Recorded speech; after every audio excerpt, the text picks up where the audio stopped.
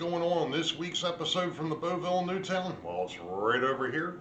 Stand by and we'll get into what's happening this week.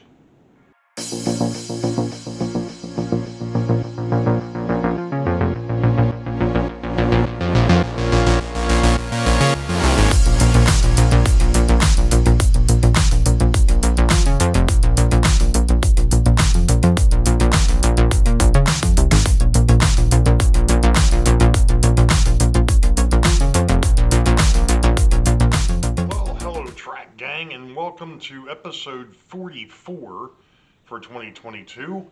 I'm Ray and welcome to the Boeville Newtown. It happens to be November 29th of 2022. And after the fiasco of this past weekend's Sidetrack Sunday, well, believe it or not, but we've actually got a minor goof, and that will be taken care of later in this video. Has nothing to do with the winners. The winners still all won what they've won. The issue was with the Train Freak Hobbies decoder installs. Jason went back and was like, he said it was supposed to be one person with a completely free install and then two people with I think it's a 50% off. I'm going to go back and double check that. Don't take that for gospel yet. But regardless, we've got our final three, but we need to figure out which one of the three gets the free install and which two get the percentage off. So we'll take care of that here in a little bit. Jason and I are going to, as you'll see coming up, we went ahead and did a StreamYard thing so that way everybody was on the same page and there was complete transparency and so on and so forth.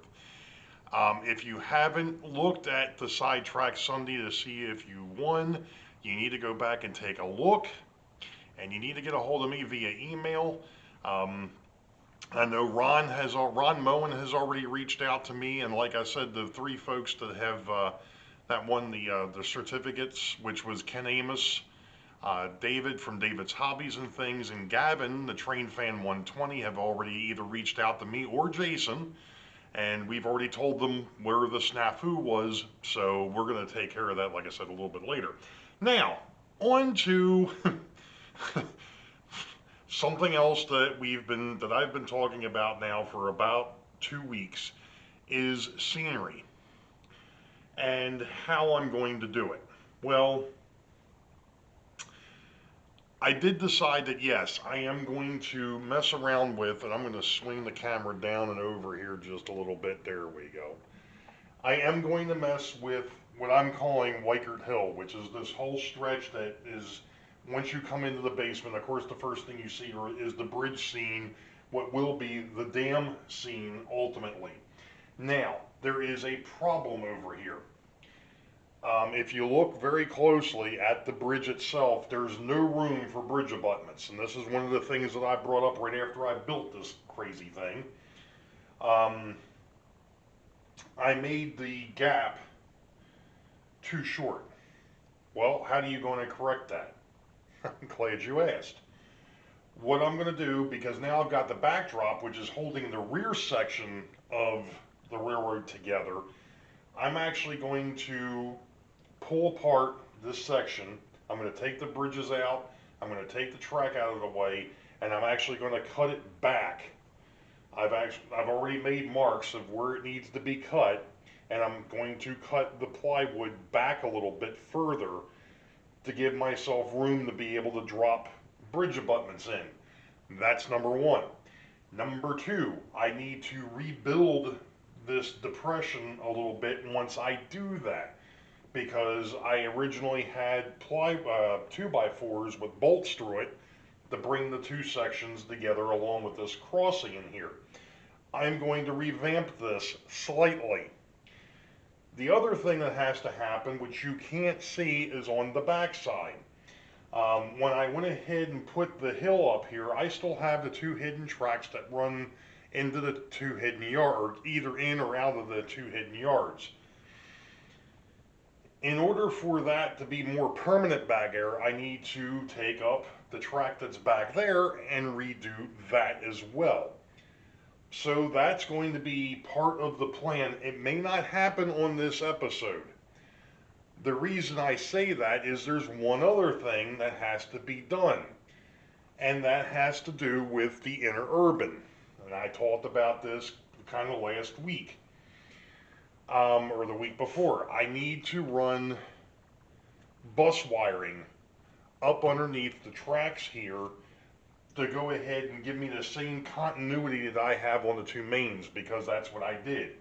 I not only soldered the rails, but I've also got feeder wires every so many feet that are feeding down to the bus wires underneath. I need to do the same thing up there so that the voltage is constant, whether you're right next to the power pack or all the way down here, which is another story.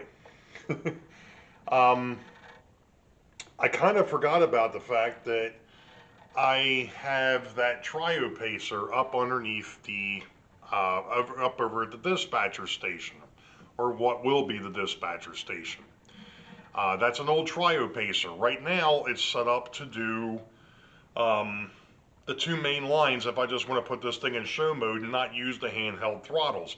Which, funny thing of it is the other week when everybody was over here, what did we end up doing? We ended up running the railroad off the two throttles because I forgot about that power pack. So I'm going to use the third throttle off of there to feed the interurban line, which I've also been running through some old parts that my dad had accumulated years ago. Sticking with the old analog theme, I've got momentary switch, well, not momentary, but they're contact switches. And I've also got relays. What I have to figure out now is how to wire the relays and those switches up to where when the, and I'll show you guys at some point what I'm talking about. Right now it's kind of irrelevant. But having it set up to when one of the streetcars or trolleys goes in and hits the switch, it not only turns the opposite track on, but it also flips the polarity. That's what the relays are going to do.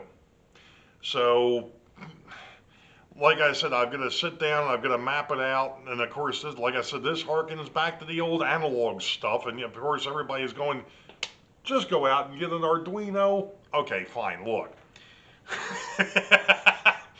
I get it. I understand it. Go out and get a Motorman. Go out and do it. Again, I'm doing stuff, a lot of the stuff that I'm doing on here is stuff that's been accumulated, stuff that was bought for this very purpose 25, 30 years ago when my dad and I had well, actually when I had the plans and my dad was going to help or be a part of rebuilding the layout and making it into a model railroad, which is where we're at here. Unfortunately, he never got the chance to do it, you know, so I'm carrying on the legacy. Yes, it would be a lot easier to do things certain ways. I get it. I understand it perfectly fine. But when you've got the parts, you've got the parts. So we're going to give it a shot at some point. But in the meantime, like I said, I want to go ahead and I want to drop, at least wire in some feeders and possibly even maybe shape the hillsides here a little bit. One of the things I am going to do in the very near future is the corner over here, that needs to be redone. Obviously, it's an arc on top and it's straight on the bottom. It's a straight piece of plywood. I need to pull that out and cut that, make it a little bit looking a little nicer. The foam core that lines the yard up to the warehouse and all the way over to the hill over here, that will eventually be stone walls. Obviously right now not so much, but eventually they will be. I don't know if I'm going to do them in plastic or if I'm going to try and do something a little bit different with those. And I'm surprised it hasn't come up to this point, but I'm going to kind of spill the beans that there is a possibility that there is going to be a Build Crew 3.0. I can tell you this too, that it's going to be back to the main three for this go round, but I'm not going to tell you what we're talking about yet because we're still in talks and we're getting the band back together. But this is going to be a little different than what we've done in the past. So just keep your eyes open for that. I know Rick and JD. I just spilled the beans, but it's not going to happen anytime soon. Obviously, we've been talking about this for probably about 2 months off and on. We've got an idea. Um, but the problem became we got closer to the holidays. We've got the holidays this month. You know, it's almost December, so we've got the holidays. There's vacations, so on and so forth. So you know, it is what it is. We're working on it, but keep your eyes open. It'll be coming. So I'm going to stop babbling here for a minute. I'm going to go ahead and do some try and get some work done on this thing, and we'll be back in a bit. Well, it might be hard to see on here, but it's nice when you've got a uh, fairly long knife to make some changes to the contour here, which is basically what I just did. I just roughed it up a little bit more, um, trying to get a little bit more of an angle to it, I guess, which I wasn't very successful with, but that's okay. I am going to try and cut it back a little bit further from the tracks because I have an idea, and it's something that I noticed that Howard Zane had done, and I'm going to try to do something very similar to where there's going to be a bit of a retaining wall at the bottom, but then there's going to be something a little bit different done for the upper part of this. I'm not going to get into that yet because I'm not ready to.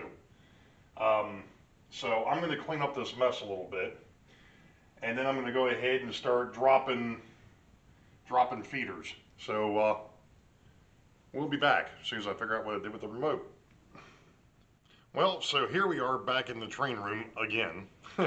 Finally, after a rather tumultuous week and a half or 2 weeks, whatever it's been, I've been doing I started doing some scenery work down here, and one of the things that bothered me was one particular spot, and it was right as you came down the steps. So I've been working on that, and mainly today. It happens to be Sunday, December 11th. And well, let's just say that there's a bit of a problem. As you can see, there's a bit of a hole. Like I said, I wasn't happy with the way that this looked. And the unfortunate thing is with the way I put it together, I had to literally take it apart to be able to put it back together. So, and that's what I'm in the process of doing. So I've got a brace in the front, I've got a brace in the back here, holding things square for the moment until I go ahead and put in what needs to be in here, because this board and the board that's over here, they need to be cut back a little bit. Actually, what I need to do is I need to cut this down a little bit and then move it back. So that way I can put in my bridge piers that I want to put in on either side. Now, a lot of folks would be like, why did you even bother? You probably could have made it work with what you had, and so on and so forth. And the more and more that I looked at it, and in fact, my daughter even came down here to help me out with it, she looked at it and was the same way. She said, I think you're going to have to make some minor modifications to it to get what you want.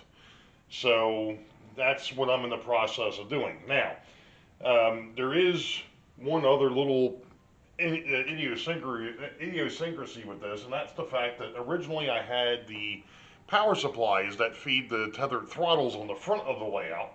I wanted to move them to the rear. Well, when I went to do that, I had to literally take it apart. So I'm trying to get things kind of back together over here so I can put that back together before I forget how it's supposed to go.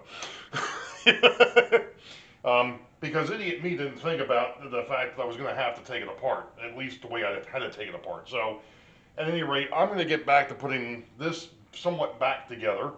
and we'll go from there. So we'll be back in a bit as soon as I get the remote. Well, folks, um,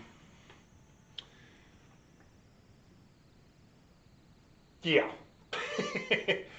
Well, let me go ahead and pan down here a minute, and I'll show you what we've got going on now. Pay no attention to the fact that this is white, because right now I'm not going to go outside and cut wood. So I went ahead and I wanted to test fit things, see how things worked. I'm quite happy.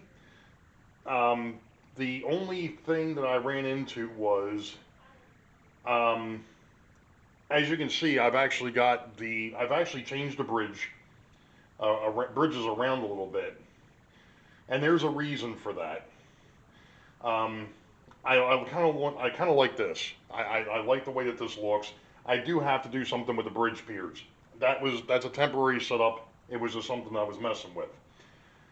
I was discussing with the STS crew about possibly flipping the way that the bridges sit here, and the reason for that is I'm understanding that having the Central Valley Model Works bridge up front, which would be a better focal point, I get it, I understand.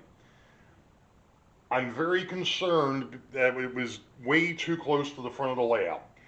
One, and two, I've already hit it 3 times. And I've already had to do one repair job to it, and I think I'm going to have to do at least one more before I put it back in place. So with that being said, I'm thinking it's going to be better to have the CMV, or the Central Valley Model Works bridge, on the back side, and have the Bachmann / Lifelike bridges out front. If I break these, it's no loss, no big deal. That was a pain in the butt to build, and it's been a pain in the butt to repair. And like I said, I'm kind of getting tired of having to repair it. So I think for the time being, I'm going to probably end up reversing the bridges, put this one up front and put the other one in the back. It is going to require cutting the track back a little bit to be able to get everything to fit back in here the way it's supposed to. Um, these came from, as I knock stuff on the floor, these came from Santa Fe Bob, and to be perfectly honest, they look great underneath of the Central Valley Model Works bridge. So I need to do some modification to them, which isn't a big deal. But I like them a lot better than obviously the stuff that comes from Atlas and so on and so forth. Like I said, I've got them up underneath the front bridge just as something temporary until I can figure out what I'm going to do long term. So that's where that sits at the moment. Now, I want to get into a couple other things here, but I'm going to go ahead and move the camera first, so we'll be back in a minute. Okay, first thing is I got a bit of a mail call, but it came just like this. If anybody's familiar with 3D printers, you know what that is. That is a spool of filament, and yes, I am going to start possibly messing with my 3D printer that was given to me a couple of years ago for a special project that's coming up. Still keeping that under wraps, sort of. That's one thing. The other thing is don't forget that this Sunday, Sidetrack Sunday, I think this is number 3 for the month of December for 2022, is on my channel this time around. Jason and I are swapping spots. He's actually going to do Christmas Day. I'm doing it this weekend. This weekend is our STS holiday show, which ought to be a blast. If you remember the last couple, it's been a complete, well, that's a fun time. So tune in 8 p.m. U.S. Eastern this Sunday, which is the 18th, to catch Sidetrack Sunday, the holiday show, which, like I said, is on my channel. Yeehaw. So I'm going to go ahead and get this video uploaded, and after that, I'm going to do some cleanup work over here at the bridges, and we'll go from there.